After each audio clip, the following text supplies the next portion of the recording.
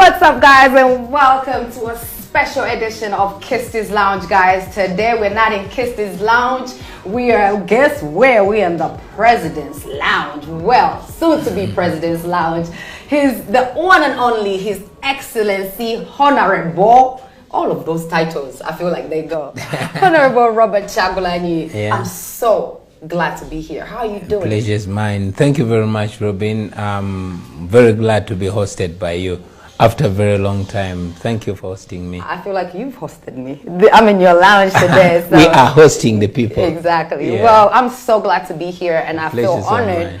to be able to come and have this chat with you, especially at this time of the year or this time in life. Because for me, I feel special right now because I feel like we're making history right here. So I'm just so honored. I'm so glad to be here. And I just want the people to really get to know the real Robert KYAGULANYI, because I feel like a lot of people know BOBİWINE. Yeah. And I feel like I don't need to go so much into BOBİWINE because we all know who BOBİWINE is. I really want to make sure that people get the gist of who Robert KYAGULANYI is. But I'm still going to start, of course, with BOBİWINE, because who is Robert KYAGULANYI without BOBİWINE?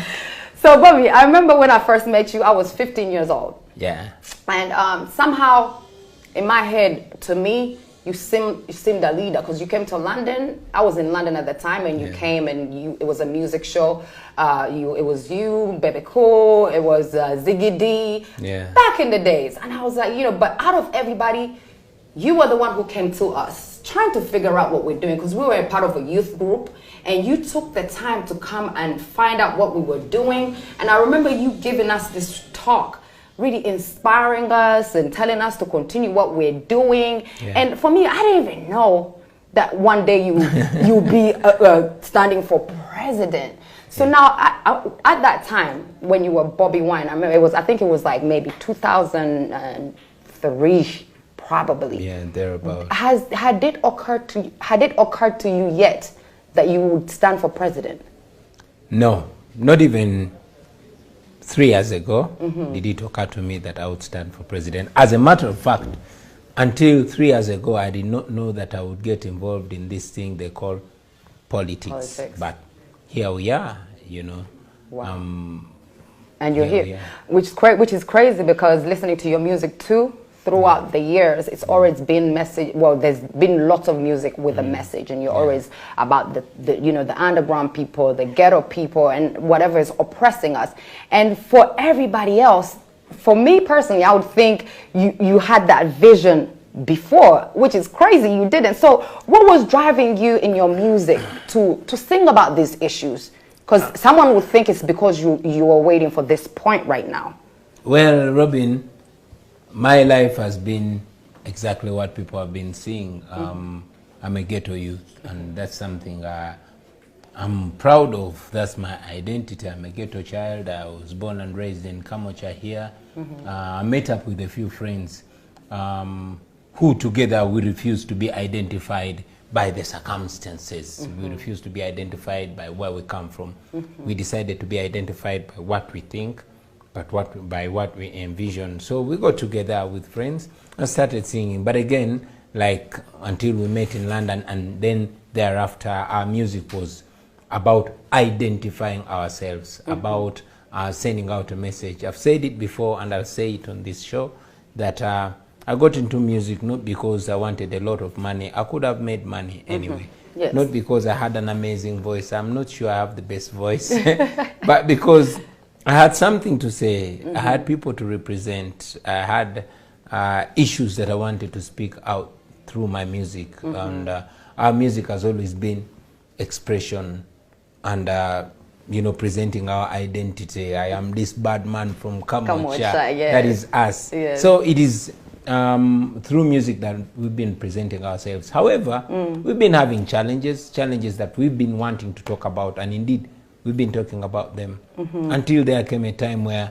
we could not just continue talking, but we had to act about them. Right. And that is 3 years ago. I was chatting with my brother and friend Nubian, and we are like, hey, wait a minute. We've been like all our youthful life dismissing politicians, complaining, and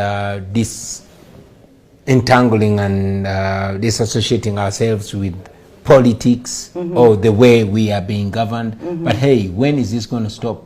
How about we get into there and change it from there? Yes. And fast forward, here we are. I ran for MP. We won overwhelmingly with close to 80%. But again, that was not enough, because when I got into parliament, oh man, it was a whole lot of mess. And I said, wait a minute. If it can't be changed in parliament and it's changed in state house, we'll go there. Like I said before, they did not allow the parliament to come to the ghetto, but the ghetto decided to go to the parliament. And we realized ghetto affairs wouldn't be addressed in the parliament. So right now the ghetto is going to the state house. Right, right. That's what's up. So now, going back to the music, while you were doing all this music, and you know, you're seeing politics, and you're singing about all these issues that are going on. The topics that were in there. So were you just, because for me, I really want to base on this, because for me the music is what got me to fall in love with BOBİWINE music, because again, it was purpose driven. So now all these issues that were in your music, how do you see yourself attacking every single, because there's so many issues in there and so many issues that you're gonna have to deal with. So now how are you going to bring your music out of how you, because your music is what makes us love you. We don't know Robert KYAGULANYI, we know BOBİWINE is your music that makes us love you. So how are you going to take whatever message that's in your music and put it in your actions? Well, music is the verbal part of us. We artists are like journalists. We're like public commentators. We're like painters, artists, cartoonists. I'll borrow words of one great artist from Acholi, and his name was Okot Pibitek. This guy died, I think, before I was born. He died in 1980, so I'm told. But he one time said, we artists are mirrors of society. We only reflect what's happening in society.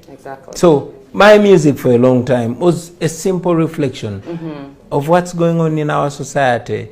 The sufferation, the excitement, the carelessness, the moral decay, the need for behavior change, the issues that are in society. So that's what my music, or our music, has been about. And yeah, we've done pretty well communicating that, and I'm sure the ghetto youth that come are picking inspiration from us are doing the job even better. However, there was a time of talking about issues. Now is a time of acting upon the issues. So now pretty much you still do music, but it's been made difficult for you to even do music anymore. I still do music. You still do it. So I'm just saying, like, it's been made difficult for you to even do performances and stuff like that. Not difficult, it's been made impossible. Impossible. So now, are you going to drop the music when you go into the state house? I did not drop the music when I went into parliament. So that means I'm not going to drop music when I go to state house. President George Weah sang a song. We did a collaboration with President George Weah. He is in state house, you know, and I want to believe I'm an even better singer than him. Of course, with all due respect to His Excellency. But music is an amazing thing. And some of us that have been so lucky to get a little bit of musical talent, we intend to use it at all levels. After all, Bob Marley said, when music hits, you don't feel no pain. So music is what endeared me to the people. And I want to believe that it's my most effective means of communication. So even as president, when people get bored about my speeches, like we get bored about Museveni's speeches, I'll sing my message. Wow. I really love that answer, and I wanted to hear that answer, because I was wondering, I'm like, what, is he still going to do music? Because really, a lot of us still love your music, and the fact that it still spreads a message, I feel like it's only right that you continue with that music. I'll definitely continue the music. So now, moving on. While I was in America, you made, of course, that's when you went into parliament. and we saw so many things going on, and I have to say the most famous thing about Ugandan parliament is the fight. It's that fight, crazy. Right? Now, I have to talk about that fight because a lot of my fans are not Ugandan, but they do know Uganda because of that fight. Wow. A lot of them used to know Uganda as Idi Amin. People will ask me, Uganda, Idi Amin? Now they're like, BOBİWINE? Because of the fight, not in a negative way also, the fight, but it's because they know that you're a revolutionary all over the world. And when you came to America, you graced Time magazine. So where that puts you in the world is big. So the reason why I want to talk about this fight, I know it's a negative point, but I want to talk about it because I felt like that's it's a revolution. Like it came from let's stop talking. We're ready to like, look, you're not listening, we're going, we're going straight on. Going down. So tell me, like at that moment, what even led to this fight? Because for us, we just see things, we just see whatever's happening, but we don't even know what led to it. Did somebody budge somebody? What happened that day? Well, for starters, I hate to remember it. And again, I'm sad that Uganda as a country is known mainly for the wrong things. Exactly, yes. The dictatorship of Idi Amin, the atrocities of Yoweri Museveni, and now the absolute abrogation of our constitution. Exactly. The attack on the parliament and things of the kind. I'm not proud as a Ugandan to be talking about my country and having to talk about those issues. But again, it's such pain that opens our eyes to wider things. Now, this is how it happened. I'm not a violent person. And indeed, when the shameless Majezi was tabling or was planning to table that bill to change our constitution and make Museveni president for life, we tried to reject it. Because I'm a singer, I led the members of parliament into song. We sang the national anthem over and over and over and over and over again, to block that. And yes, it had picked momentum. That is when the SFC, that elite military group that got Museveni, it was commanded by his son then, raided parliament, beat up everybody, the Honorable Namboze. So they caused the ruckus. They caused the ruckus. They started beating up everybody. Honorable Namboze has never recovered from that. She broke her spine. Honorable Zake was almost recovering until they repeated the same thing again. They beat up everybody. And I saw these guys were beating up people and they were attacking. I said, wait a minute, I'll take you on. And I took them on, like but there were many, they were armed, and I was not intending to present myself as a violent person. So I just took a few minutes of self-defense before they overpowered me. One of them held my neck from behind. And the rest is the sad story that happened. They tortured us, they detained us, only to release us later, without charge. But sadly, they succeeded in abrogating our constitution, and that is why we're still grappling with the same dictator. Okay, so it's really important for me because I don't like people to have that image that they don't know how this fight started or what even happened, because a lot of our people don't read news, so they don't really follow what happened. So I wanted to clear that, to show that who we dealing with here. He gonna go on the road with that. All right, so now fast forward.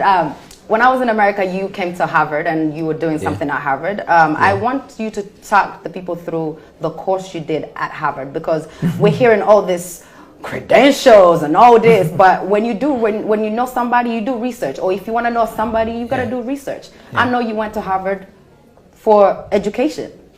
You went there, you did something there, you have your McCarry University degree. So I just wanted to add on to the Harvard thing, because that's a step higher. Thank you very much. I'm not an elitist person, and I'm not the kind of person that wants to be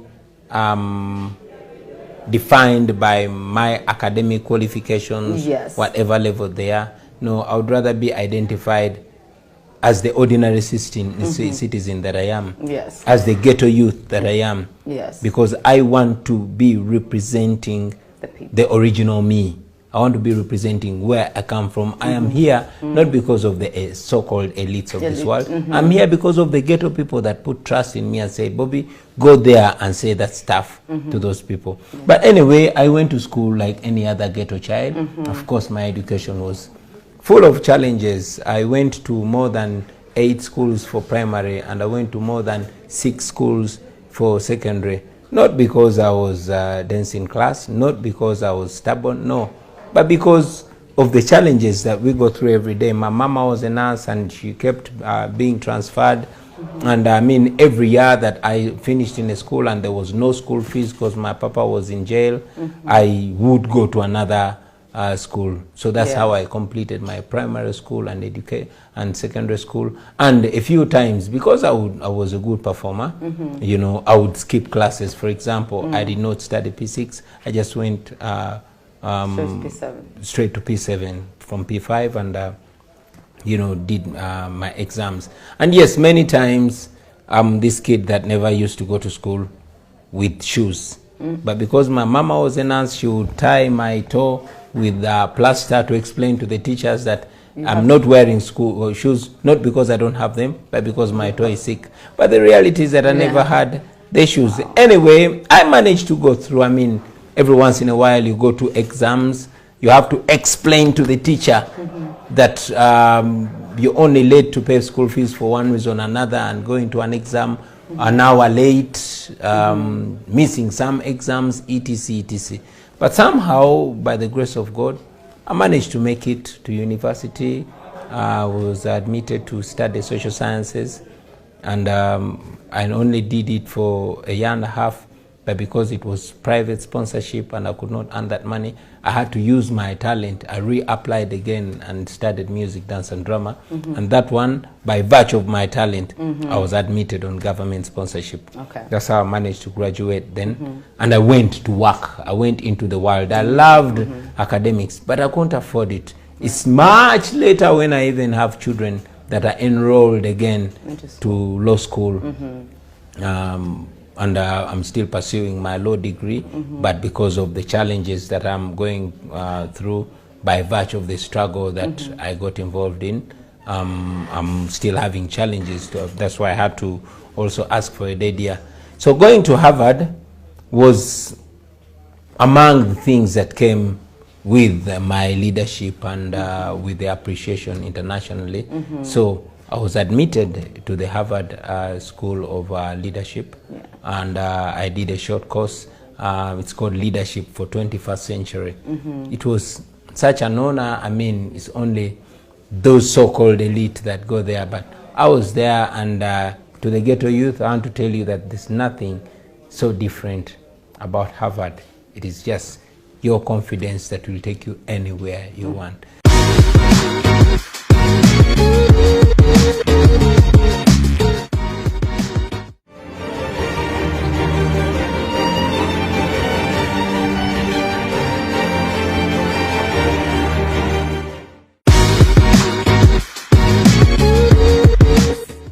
Self-explanatory. People power, our power. But how did you come up with that to say, okay, I'm gonna represent people power?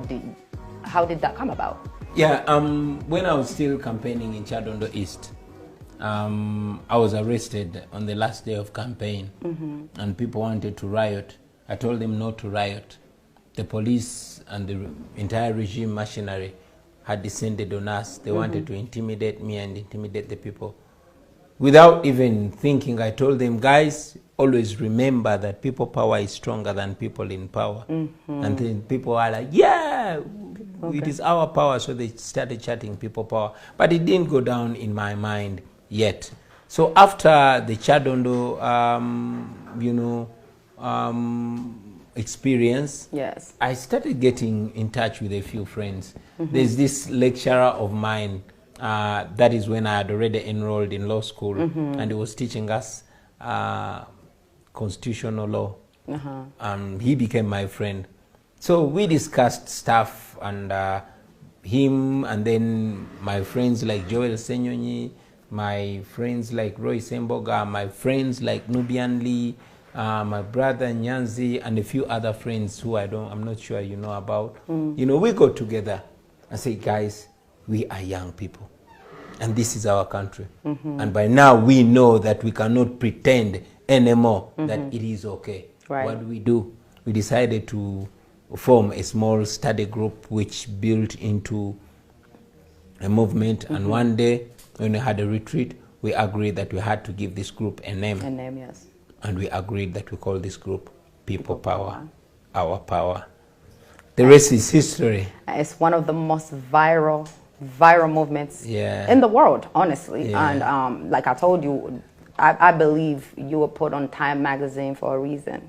There's a reason why that was, because this movement is so viral that people who are chanting People Power, white people chanting People Power, white people saying BOBİWINE, and I'm like, what is going on? But anyways, let me lighten up a little bit. How is the family doing? Because you know what, whatever you're going through or whatever you're doing right now has to be very heavy upon your family. How are you handling this and your family at the same time? And you know, well, I salute my family. I salute my wife with both hands. She's a very strong woman. She has put up with a lot of, I don't know, so much. My children, my 2 little girls and 2 little boys. Well, Solomon is no little boy anymore. But these, my children and my wife, my little family has put up with a lot. But not just my nuclear family, the entire family, my fire-based family, is closest to my heart. They lost everything. They lost a livelihood when I got into politics, struggle. I don't want to call it politics. Struggle. I'd rather call it leadership. So when I got into formal leadership, of course, that is when the regime clamped down on our sources of income. That is when our shows were abolished. That's when our music was restricted on radio and TV stations. That is when they started going for their families, etc, etc. So these, my friends, these my people have put up with a lot in this struggle, and I'm sure I wouldn't be as steadfast as I am if they had relented.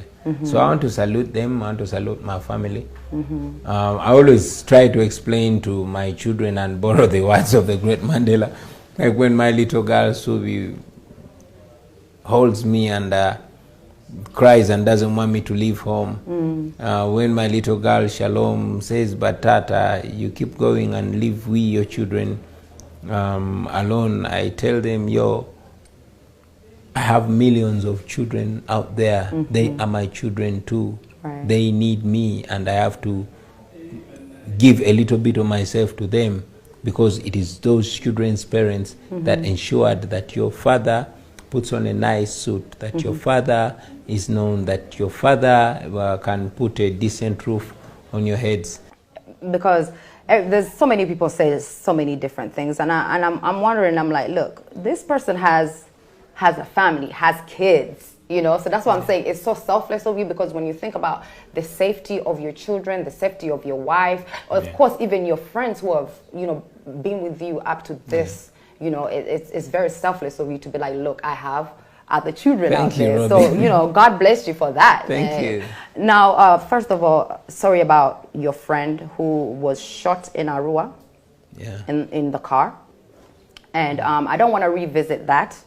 However, I want to, you know, I want to send my I'll say sincere sorry and condolences on behalf of us, I guess, my team, because that was something that kept me and my mother awake. Like literally, when you were out there, it's like everyone was like, oh my God, is he gonna come back alive? My mom will call me at 3 in the morning, like, oh, I don't know, is he okay? I spent the whole, my mom died, and she was praying for you every day. She would wake up and pray for you at 3 a.m. every day. So when I tell you that this struggle is real, this struggle is real. It is real. Yes, and we're going there. So kudos to you, man. Kudos to you, man. Thank so you. I don't want to go through that whole, because it's traumatic, and I don't. Yeah, but I mean, we try to live with it, and while we salute my brother and friend Yasin Kauma, who took the bullet. Yes. That was meant for me. Meant for you, yes. Yeah. Many other people have been brutally murdered by the Museveni regime. Rita Nabukenya, a beautiful young lady, left 2 cute little daughters. She was run over by the police and killed. Yes, Hakim Sekama, he was murdered as I watched with my 2 eyes, with the police patrol car, number UP 2525. I remember it vividly. Wow.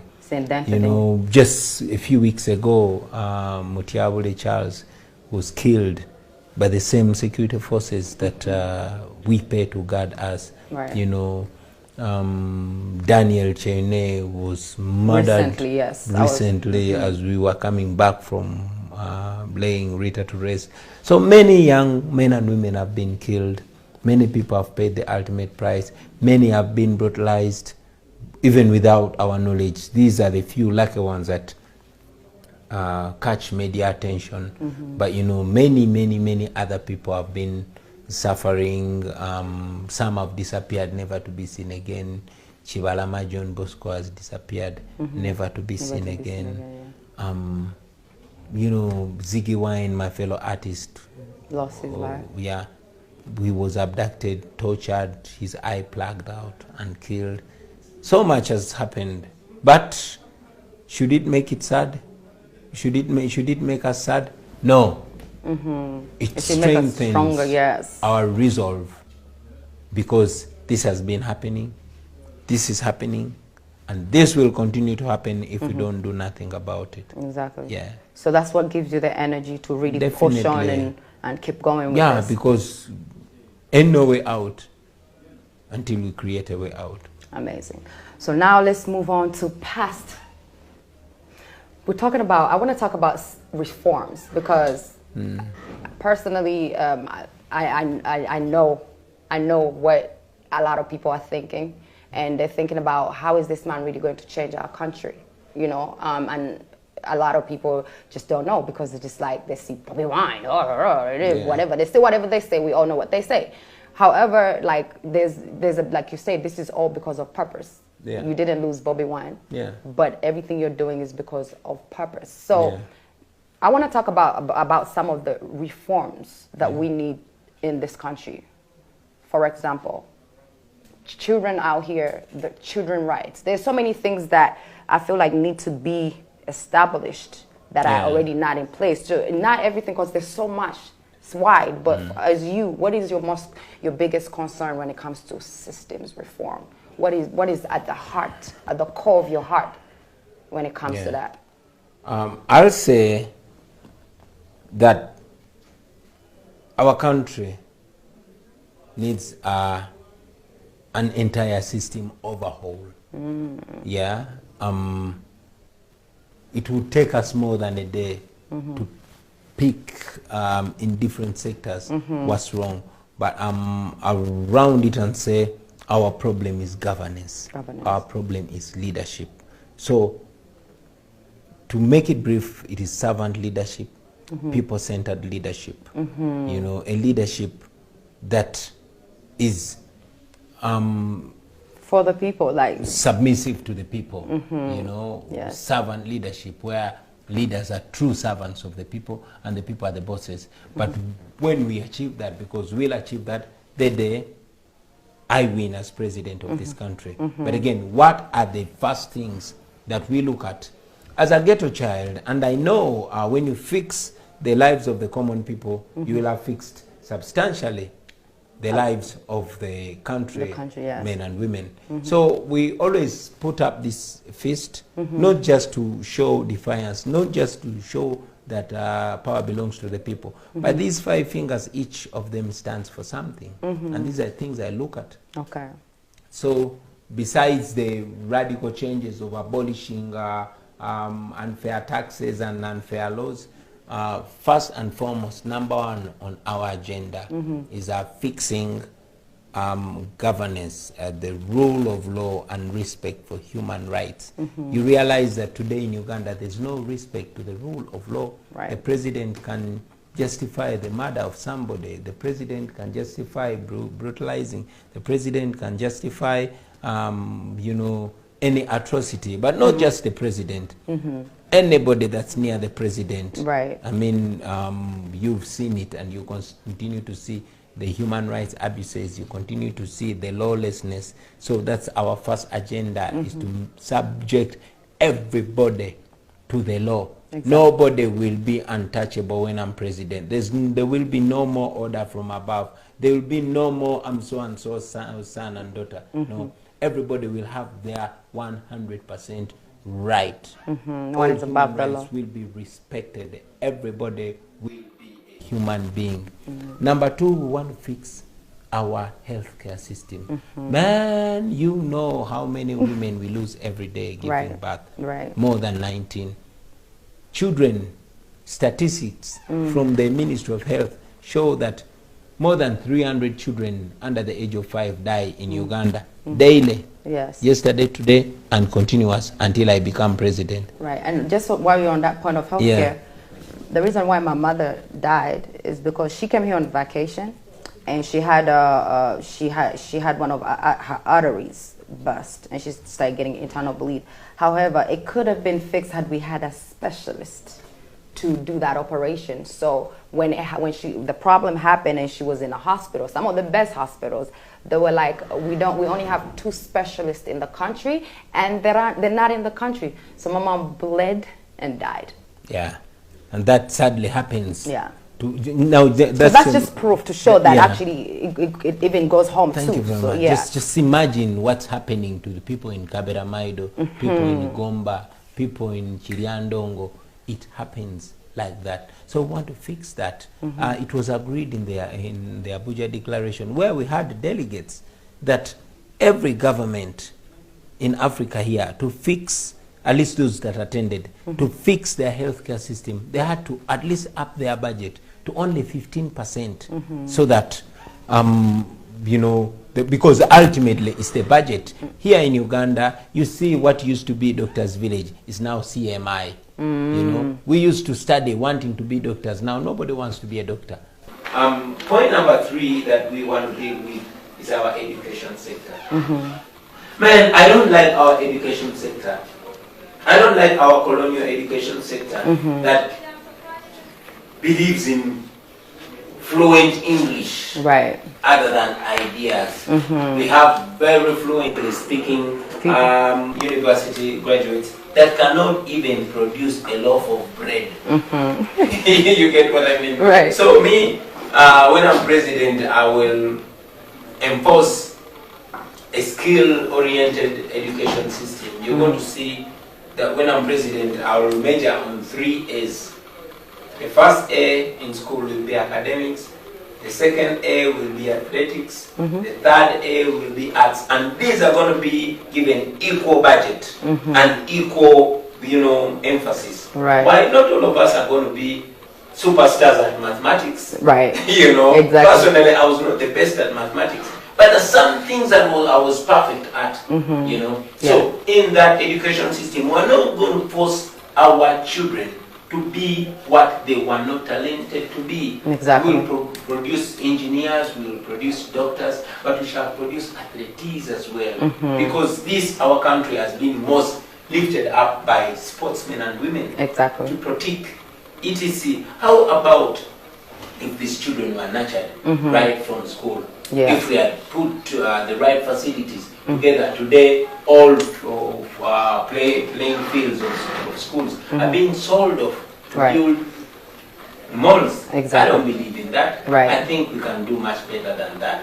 So want to focus on academics, want to focus on athletics and the arts as well. Just imagine. Yes, that arts. Just imagine. I was nurtured as a talented artist right from primary school, right from kindergarten. Right. You will have talented artists that are taught how to market their music, how to deal with pre-career times, during their career and post-career times. Exactly. You will not find talented artists or athletes turning into beggars. You're not going to find ignorant artists. I'm lucky that I became a reasonable artist because I got opportunity to study the details of my art at Makerere University. Right. But this I should have studied much earlier. Why did I waste time with chemistry? Why did I waste time with physics? etc. etc.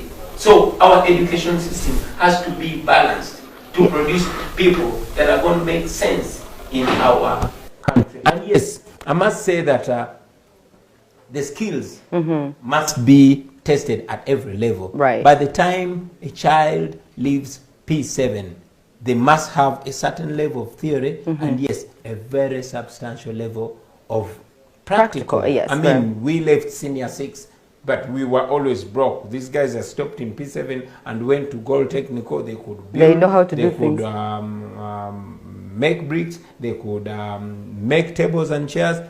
They were more useful citizens to our society than us. Right. I can talk about our education system for the whole day, but yeah. So while we're still on the finally, arts, yes, oh, yes, sorry. Yeah, while we're still on the arts, because I didn't want to jump that. I didn't want to leave it on the arts. There's a new things that have come up from the government, new guidelines that artists have to go through as far as if they have to produce music videos, if you have to do a movie, you know, you gotta go to UCC or you gotta pay certain money.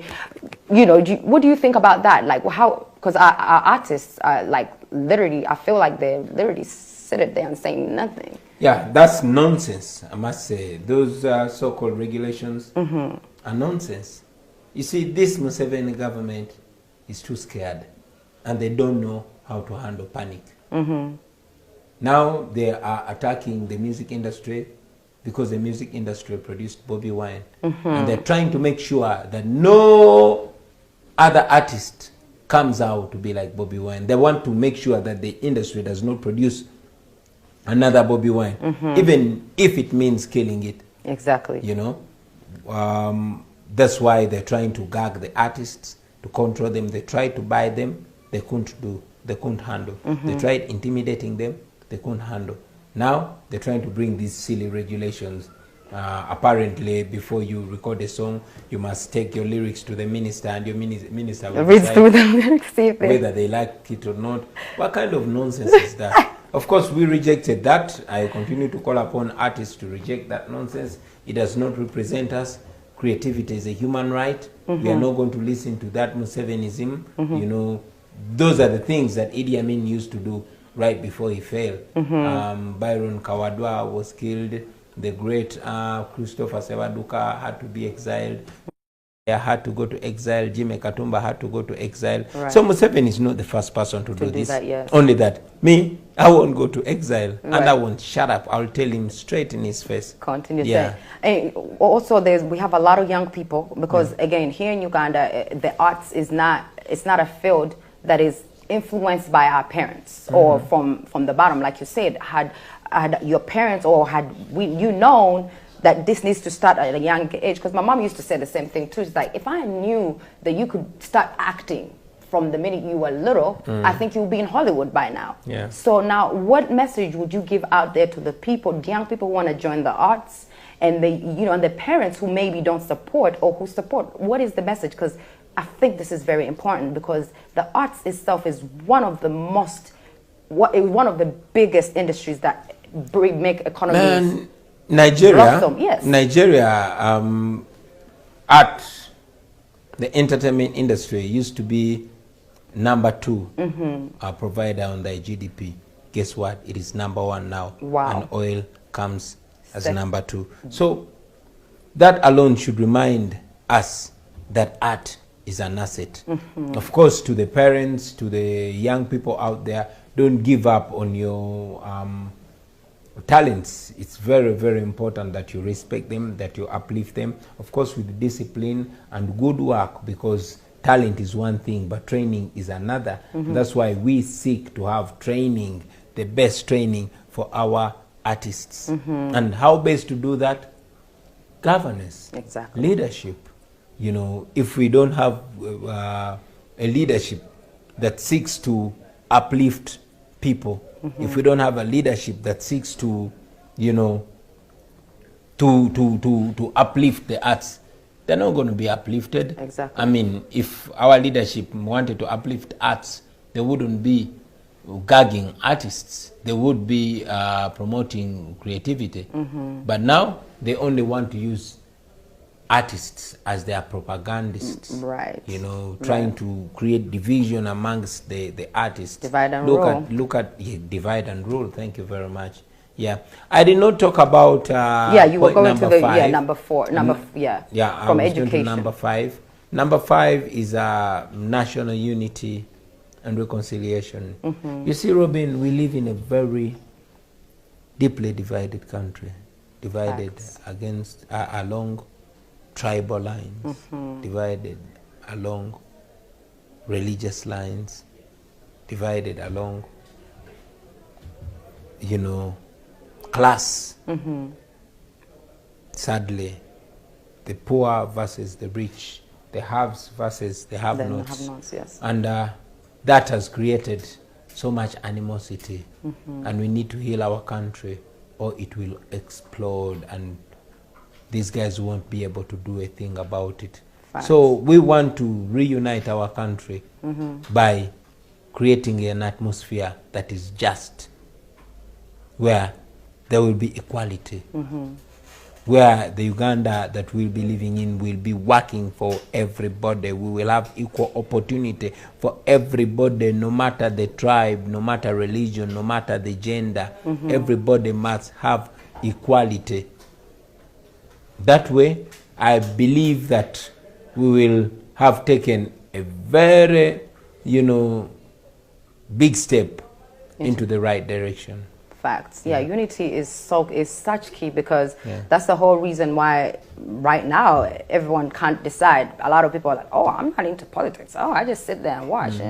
Because it's been this brainwashing of, I don't even think it's brainwashing. I think it's ignorance. Because for somebody to say, I don't care about politics, I feel like they don't care about themselves. They don't care about themselves. They don't care about where they live. In fact, they don't live their existing. You see, everybody dies, but not everybody lives. Exactly. Some people just exist. Yes. Yeah. Right. So now, Rasta, I know you said you didn't change it at all. You still BOBİWINE, you know. Yeah, man. So Rasta, when you're out there, listening to music or whatever, you know, because this is an entertainment show, so I really want to know, who, apart from you now, who else do you listen to anymore? Like, what music do you listen to? Me, but you covered nothing, you know. Like, when you sit there and you're like, yeah.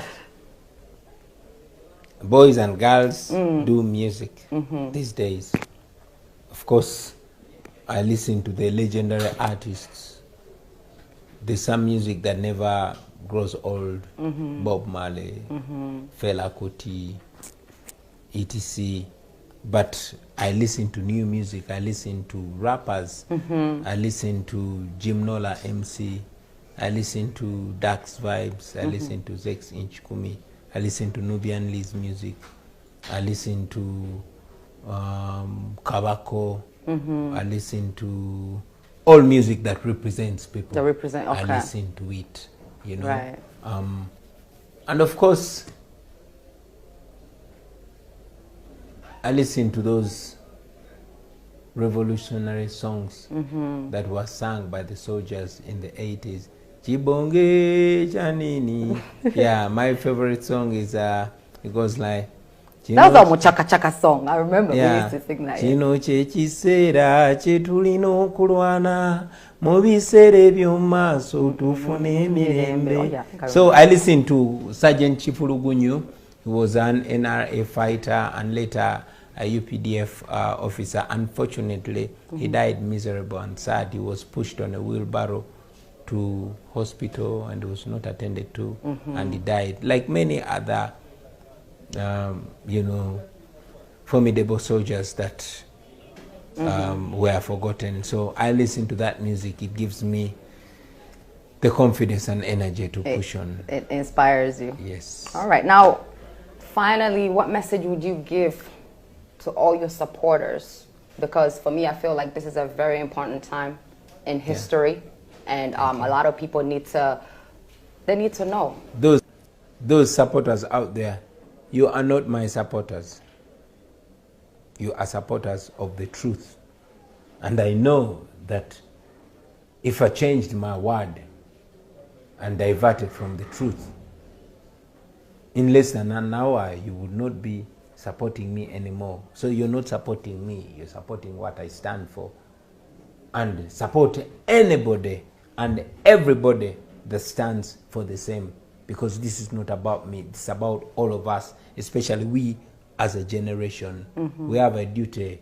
There's this guy called Franz Fanon, one time said, every generation must identify its mission and then fulfill it or betray it.